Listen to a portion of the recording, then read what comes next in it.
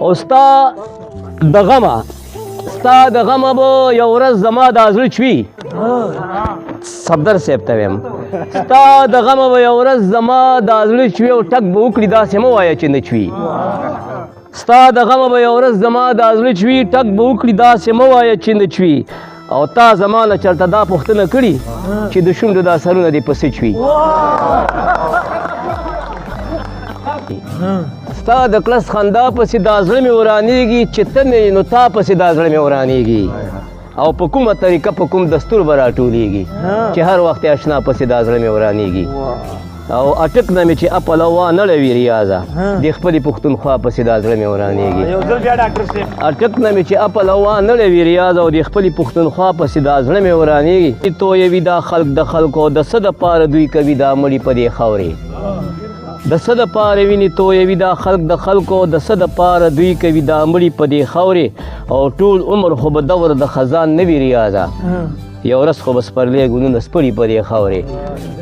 اقبال مومند صاحب غزل او کنه قربان د خاورو سلی وم او غلی وم او کنه قربان د خاورو سلی وم او غلی وم تا خو په خپل خیال کې وجلی وم او غلی وم او نوره خاموشي څنګه وي نور به سړی ګونګ څه وي نوره خاموشي څنګه وي نور به سړی ګونګ څه وي سیبه نو چې اور ته دې نیولی وم او غلی وم او څه خبر وم ځکه ني یو سوال خو به مې کړی و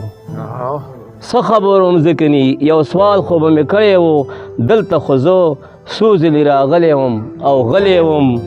او تا سره خو هم د یارانې خبره نه کېده تا سره خو هم د یارانې خبره نه کېده او تا سره خو هم په لاره تللی وم او غلی وم او دلته زما څوک چې فریاد مې ورته کړی و دلته زما څوک چې فریاد مې ورته کړی وی تاسو په دې ښار کې شوکېدلی وم او غلی وم او دوی سره اقباله د خبرو اجازه نه وه دوی سره پخوا کې غلی وم او غلی وم خپل غزل نه مخکې دوه شعر دي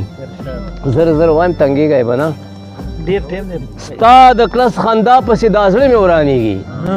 ستا د کلس خندا پسې دا زړه مې ورانېږي چې ته نه یې نو تا پسې دا زړه مې ورانېږي او په کومه طریقه په کوم دستور به راټولېږي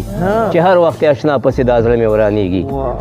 او اټک نه مې چې اپله وانړوي ریاضه د خپلې پښتونخوا پسې دا زړه مې ورانېږي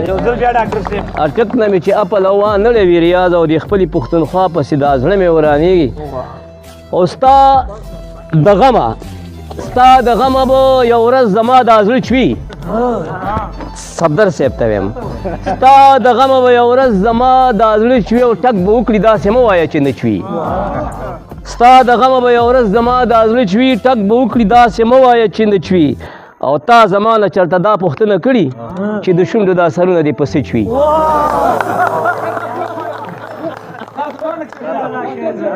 تا زما نه چېرته دا پوښتنه کړي چې د شونډو دا سرونه دې په څه چوي او ستا د ظلم د ستم په ګزارونو دیوالونه مې د زړه د دې کاله چوي ستا د ظلم د ستم په ګزارونو دیوالونه مې د زړه د دې کاله چوي او خدای دې نه کړي که دا یار رانه جدا شو ورپسې به مې دا زړه او ځیګر وچوي او دلته داسې خلک هم شته دي ریاضه دلته داسې خلک هم شته دي ریاضه چې دا زړونه یې زمونږ په کاته شوي سلامونه